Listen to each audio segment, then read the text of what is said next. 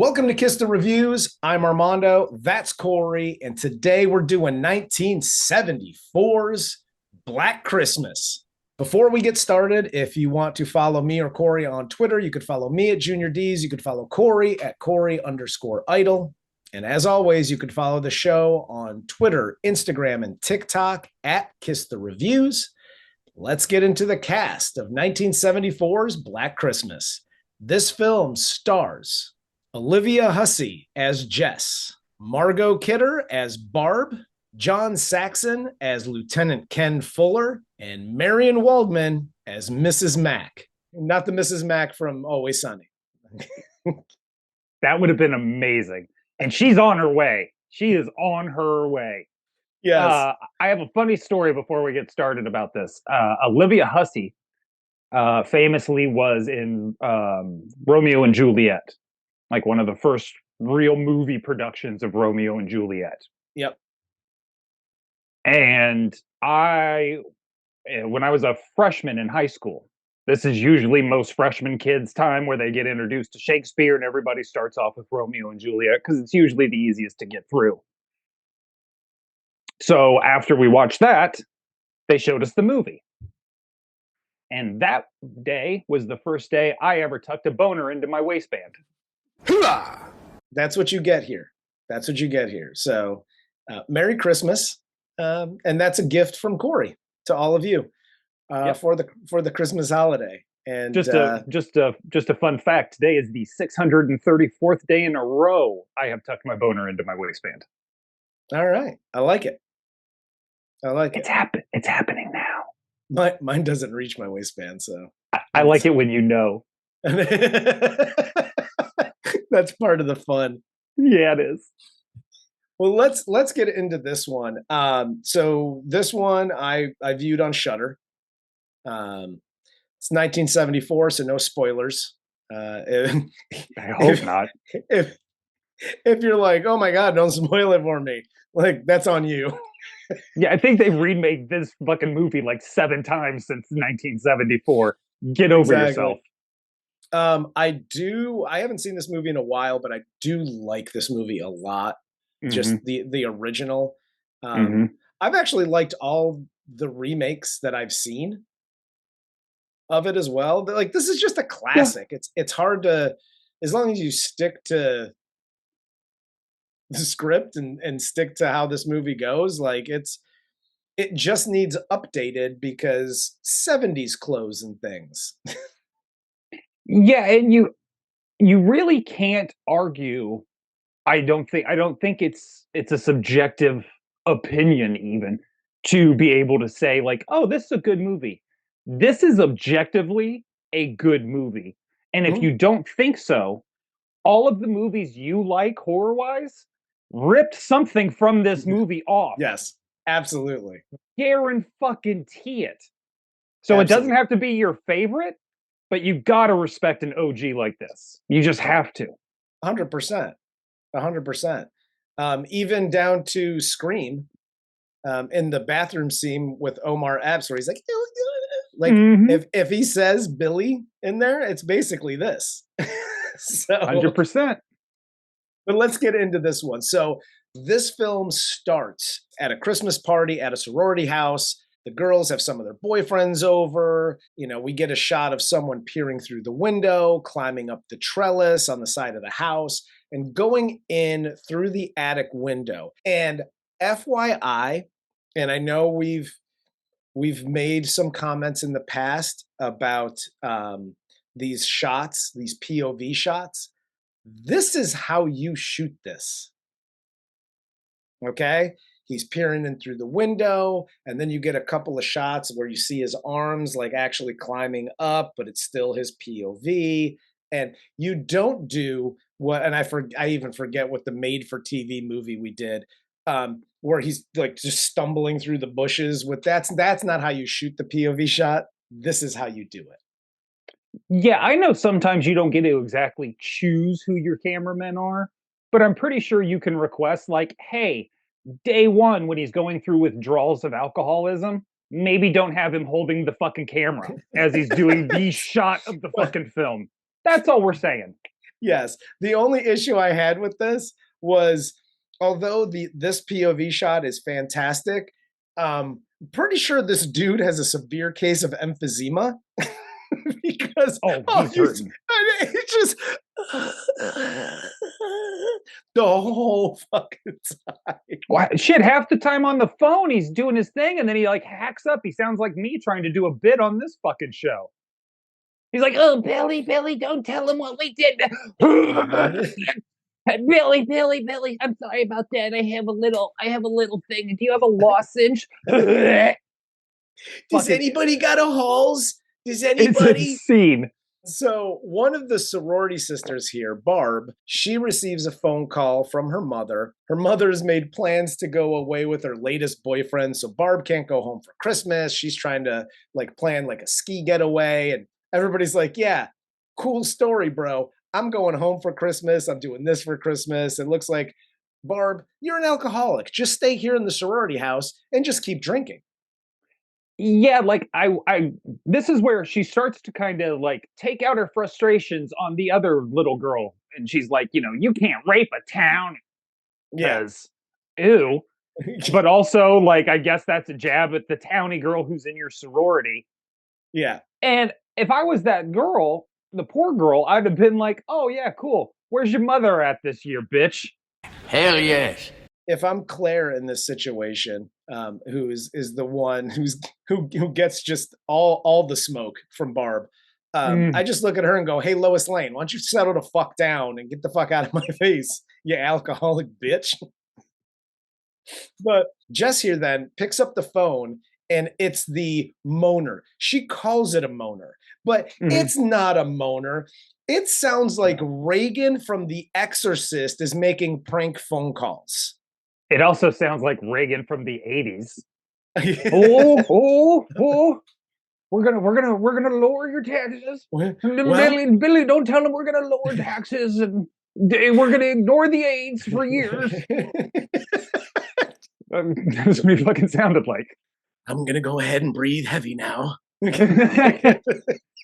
This is when Barb starts basically attacking Claire, like, "Oh, you're a poor and you're a virgin and whatever." So Claire then goes upstairs to basically start packing because she's meeting her dad the next day, and she gets murked by the killer as he lunges out of the closet and gives her a big plastic wrap hug for the holidays. And then he carries her body into the attic and then like places her in the chair and puts like a doll in her lap. And he never takes the plastic, like, she's dead. Just take the plastic wrap off, guy.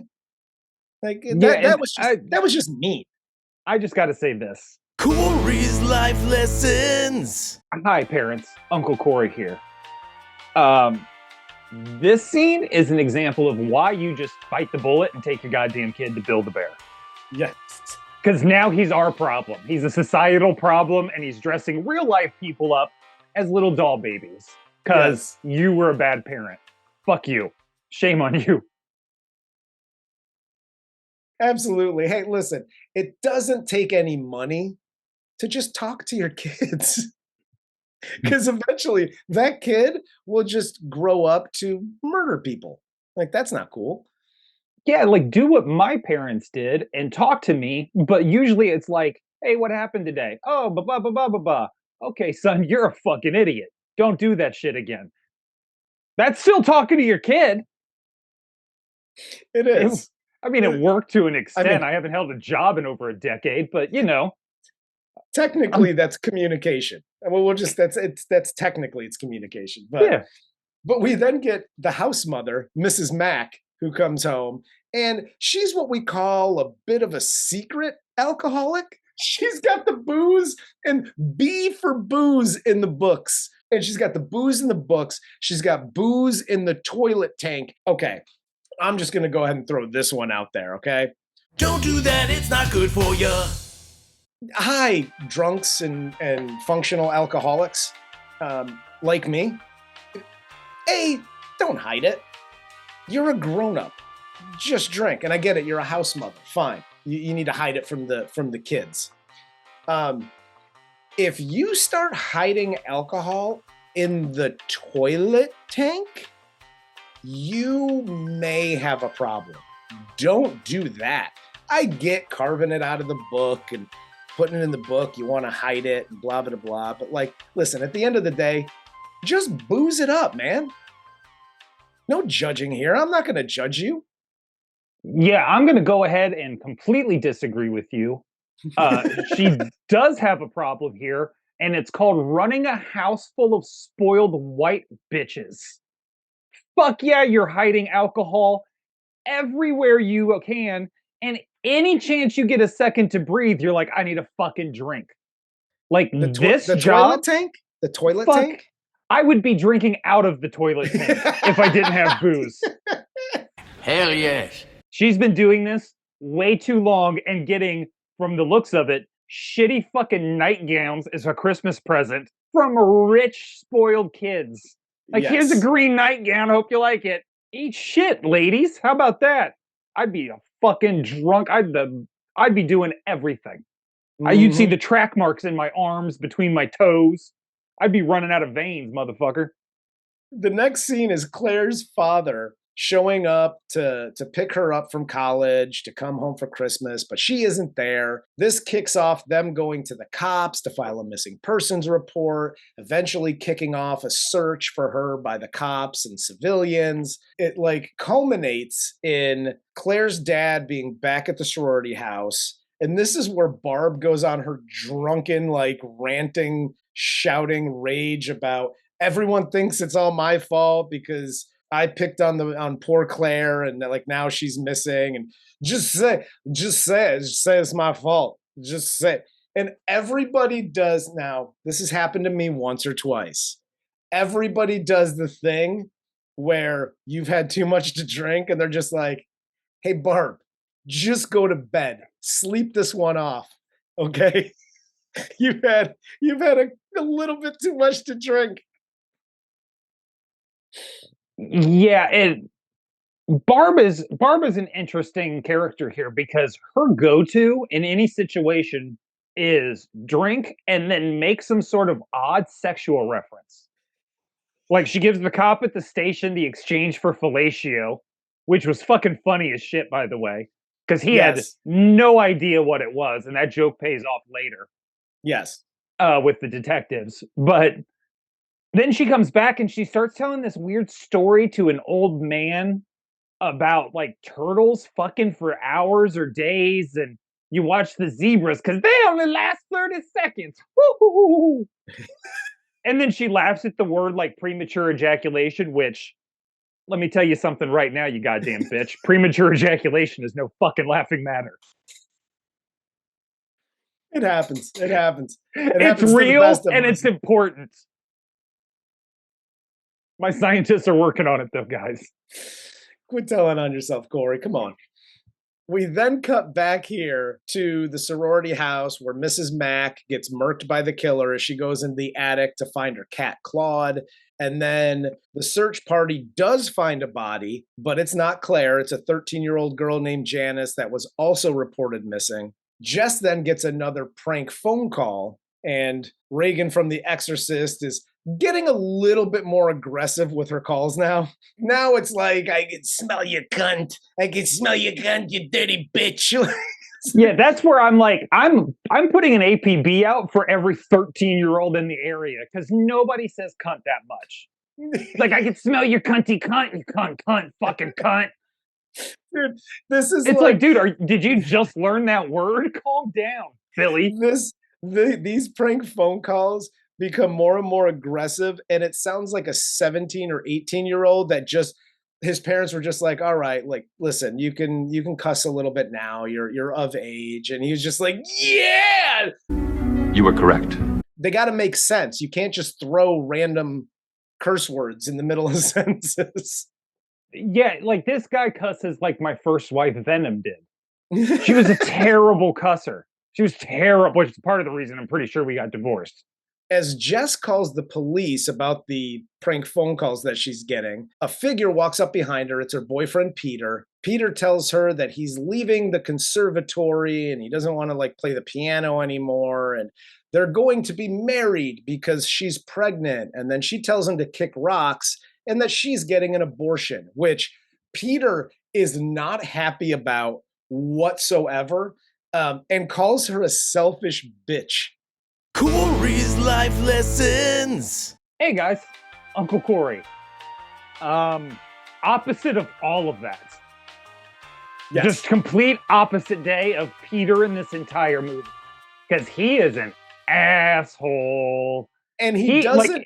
Because this isn't the first... Like, she goes to the thing, which, by the way, this is a dick move on her part. And I think she's just kind of twisting the knife a little bit, because she goes to tell him she's pregnant, because it's like the day of this big audition for him. And she walks up while he's practicing and is like, hey, I'm pregnant. And then he's like, oh, shit. All right. I guess, we're going to keep it. And she's like, nah, I'm getting an abortion. Lady, either save it for a fucking day or just go get the goddamn abortion. Yes. You don't have to tell him. You don't have to say shit, especially right before this. Like, that, even if he wasn't going to get this, now it's your fault. So because he won't ever admit it. I'm going to disagree with you here. His extension is just horrible. I'm gonna disagree with you here, and here's why.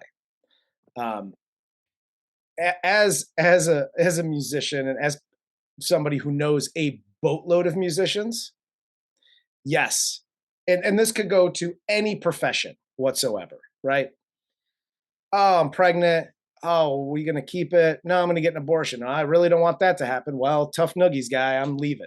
And then you walk out and you have an audition. Could you be a little distracted? Sure. But if you play as horribly as I heard Peter play, you can't play to begin with. So I don't know what this conservatory is. Where are you learning the piano, or were you learning the violin and the piano was just something you were noodling around with? Because you're fucking terrible, okay? Well, that is exactly my point. Is even if he was terrible, which he is, it's now her fault that he failed. I'm a guy, I've been to the show, I know how we do things. This is how we do things. I'm not bad. I had a bad night because of that goddamn bitch and her aborting ways. He's not the only piece of shit in this movie, because Lieutenant Fuller here then tells Sergeant Nash, who is the biggest piece of shit in this whole movie, to look into the obscene phone calls report, because there's one dead girl already, another one's missing, and someone's calling the sorority house, and Nash can't do anything. He's like, doop-a-doomp, I don't know how to do things. So now Sergeant Nash is on the case. And then Lieutenant Fuller goes to the house with a rep from the phone company so that they can tap the phone, and Fuller tells Jess that he'll be listening on all of her phone conversations from the station. And Graham, the phone company guy, get what they did there? Tells her to keep her caller on the line for as long as possible so they can actually trace the call. I really appreciate the competency of Fuller as a character here.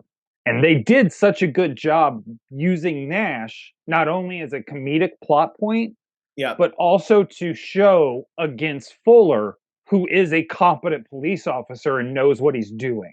Yes. It just heightened his level of ability up that much more, having Nash next to him in the few scenes they were together. You were right. My biggest problem with him here is, he says, I'm going back to the station. Why? You are convinced these calls are directly connected to one dead girl you got and another missing girl. Why is that place not your office for the rest of this movie? He should just stay in that sorority house. The station can call him at the house just as easy as the house can call him at the station. So, well, that's where I would have kind of, if I'm a cop, I'm thinking the calls are coming here. Somebody here must be the next target. Yeah, that would make somewhat of sense, some sort of sense. Mm-hmm. I'm sticking around. Now I get it. You got to have plot devices and have the killer be able to move around.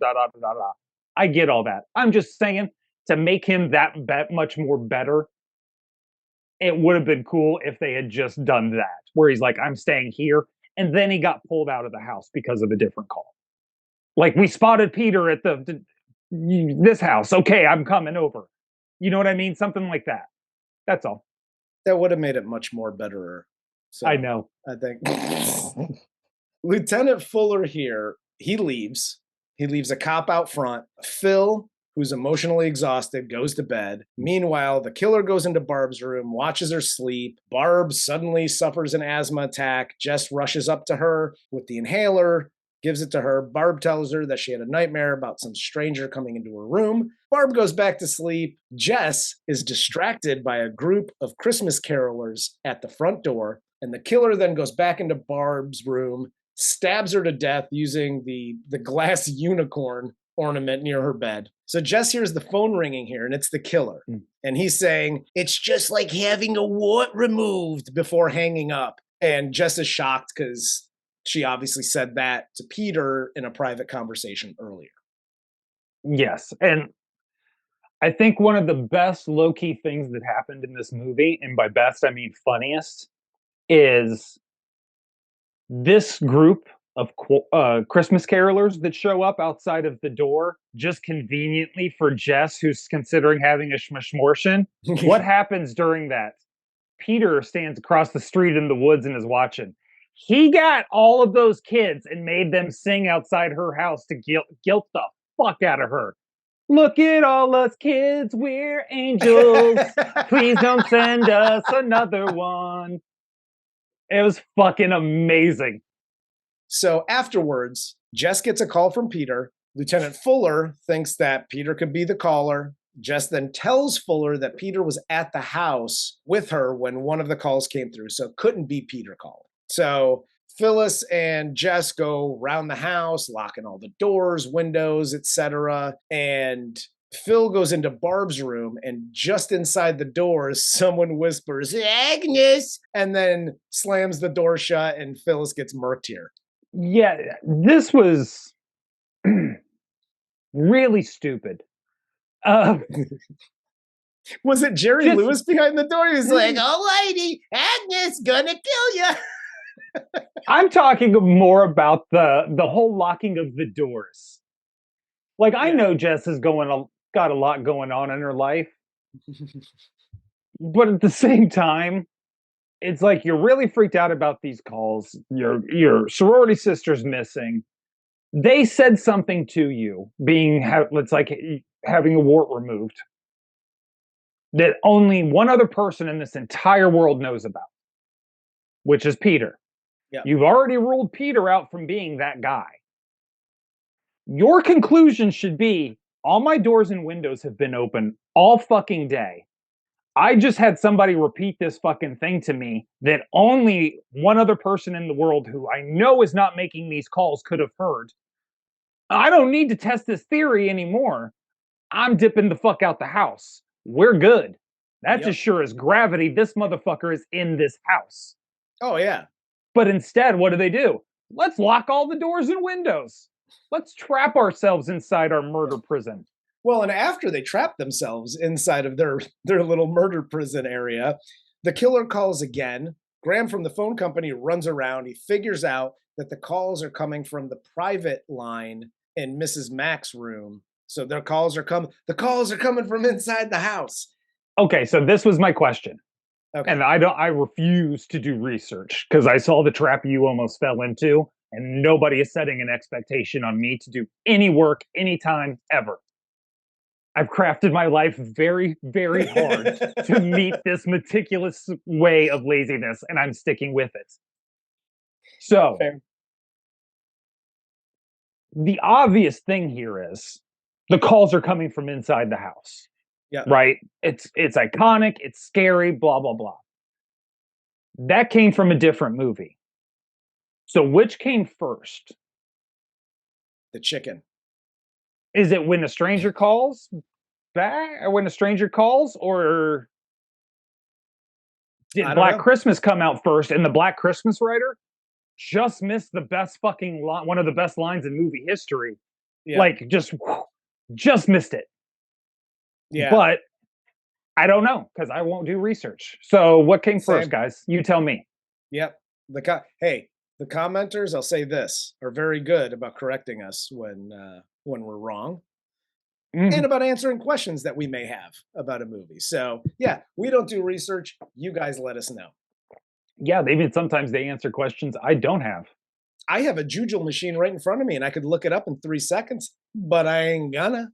Nah. So let's keep moving along with this one. So Fuller here tries to radio the cop at the sorority house, but he's dead. His throat's slit. Fuller radios Nash and tells him to call Jess to warn her to get out of there, and he'll be there in 5 minutes. And tells him, don't fuck it up. Don't let her know that the killer's inside the house. And what does Nash do? Of course, he fucks it up. He doesn't. He absolutely doesn't, because this fucking broad refuses to goddamn listen to a single fucking instruction. This is a real world scenario, bitch. This isn't a training exercise.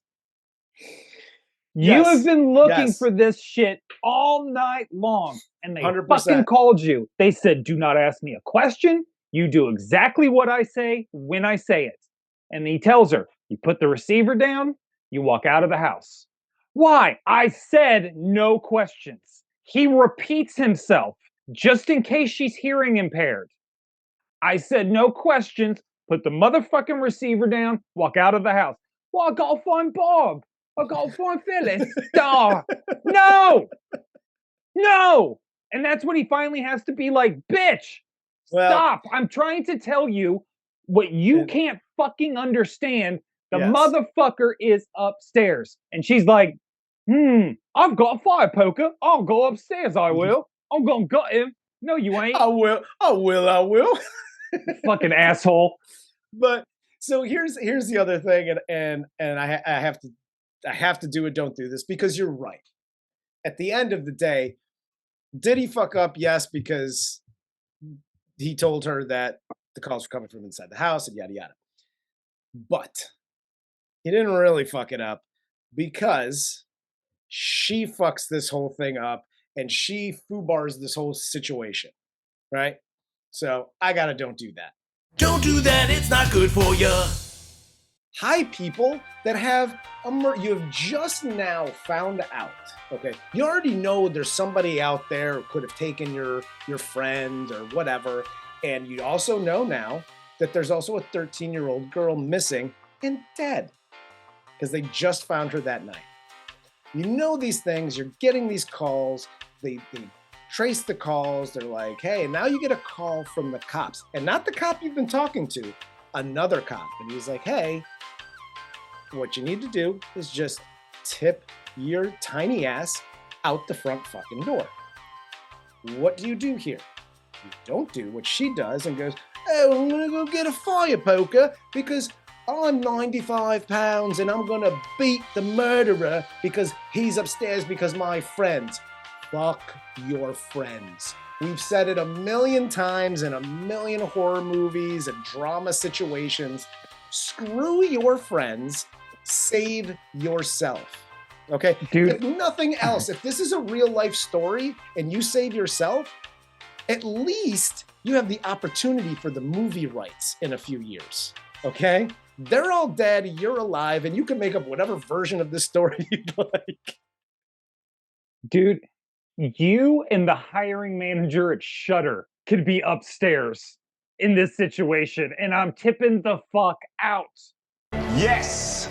Yes! Sorry, Jane Goodspeed at Shudder. I didn't mean it. But Jess here immediately starts screaming for Barb and Phil, and then she goes upstairs with the fire poker, and she goes into Barb's room. She sees Barb and Phil dead, and we see the killer's eye in the door, and he's like, oh, Agnes, it's me, Billy. We need to clean up a mess here. So she slams the door on him and runs away, and she runs into the cellar to hide. Wouldn't you shit if they did the close-up of the eye, which is a fucking, again, iconic shot in movie history. But wouldn't you shoot if they like did it on the eye and all of a sudden you just heard, "Hey, lady!" Oh, lady, what are we doing here? So Jess goes into the basement here, and this is where she sees like the little figure, and it's Peter, and he's trying to rub the window, and he's like, oh, hey, look, it's Jess. Let me kick in this window. Killer or not, he kicks in the window here, and he was like, Jess, where are you at? We need to talk. If you're not the killer, which he's not, why are you acting like this? Okay, she's not getting a schmishmortion tonight. She didn't say, ooh, they're having a Christmas Eve special, like a buy one, get one for later. She's like, yeah, I gotta schedule the appointment. I gotta do the thing.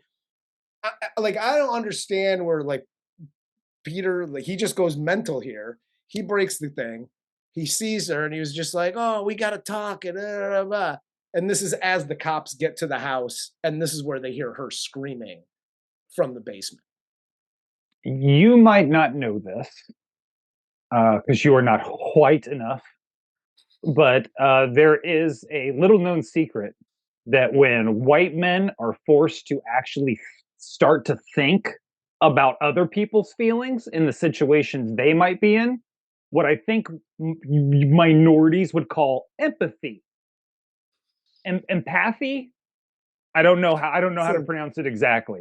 Yeah. But when that thing occurs in a white man, especially one with any sort of like money or real privilege to back them up, they get into these wild sweats. We call them the empathy sweats. And they just, it's like Incredible Hulk-like, only they're not a superhero. They're just like a rage of conservative justice. It's fucking crazy. But it happens. It happens. You just happen to witness it in the wild. Yeah, I've never really seen it, but I have seen it on film. So thanks for explaining. It's scary. It's scary. I went through it in my early 20s, but I climbed out of that. That den. Good. I'm glad. You start hanging out with other kinds of people, and then you learn things. That's what happens. But the cops get to the house. They hear Jess screaming. When they get to the basement, they find Jess and Peter lying together. Peter is dead. Jess is still alive. She killed Peter, apparently, with the fire poker. And then the movie ends as the doctor shows up to give Jess a sedative. And then they literally all leave the house and leave Jess all by herself. And we then get the pull away shot of the house as the phone begins to ring again. Here's a sedative. We're just going to bounce now because we got paperwork to do or whatever.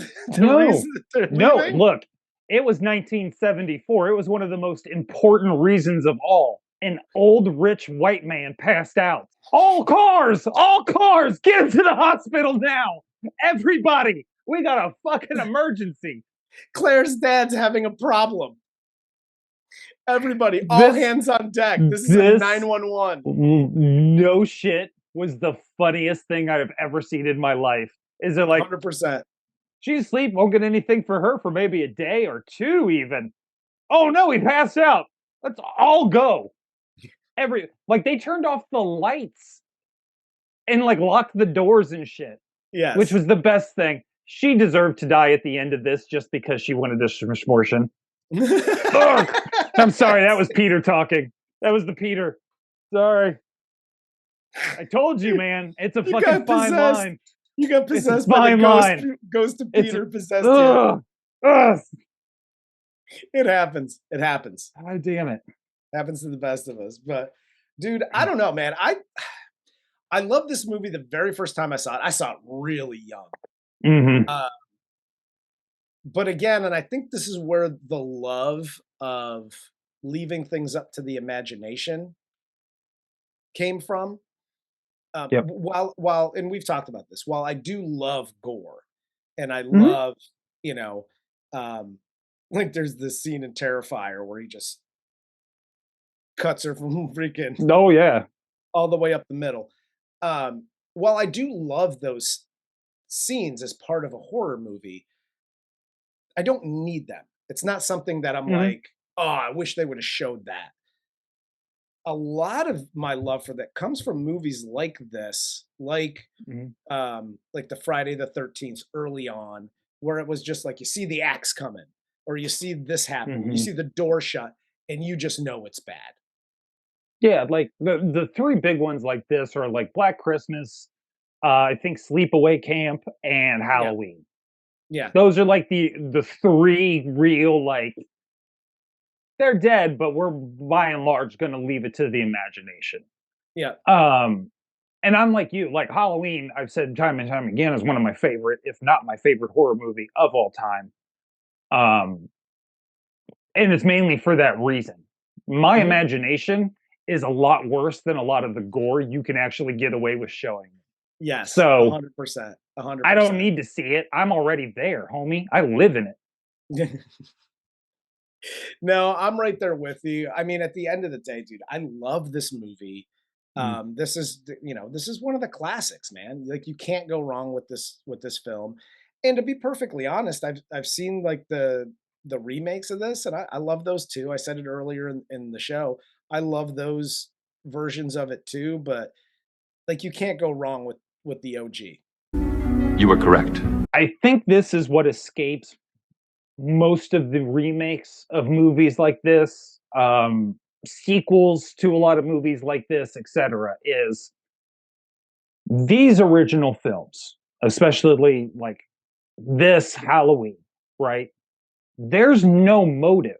We don't know why the killer is killing anyone. Yep. They're just fucking crazy and killing people. Yep. That is way scarier than attaching a motive of it's his sister or he's a fucking incest baby and this is his old house. You know what I Yeah. mean? Like the weird crazy shit they do to try and establish motives on these killers that satisfies the lower third of your audience. Yeah. Worry about pretend you're a Republican Congress and worry about us upper two-thirds. We're way more important than the bottom.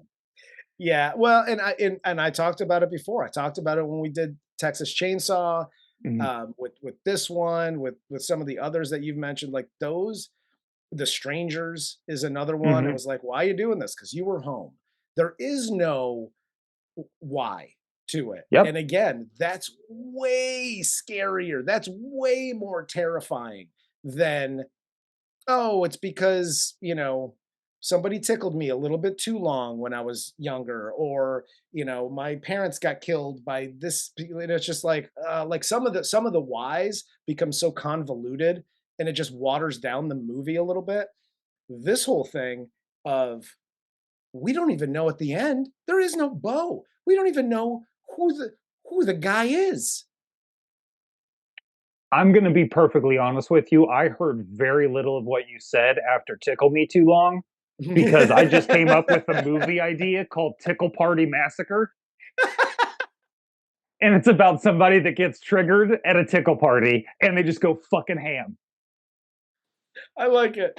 I We'll think get on that's I that think we just nailed the shit out of that plot right as now. soon, as soon as we're done with this. We'll start the Tickle Party Massacre. I like it.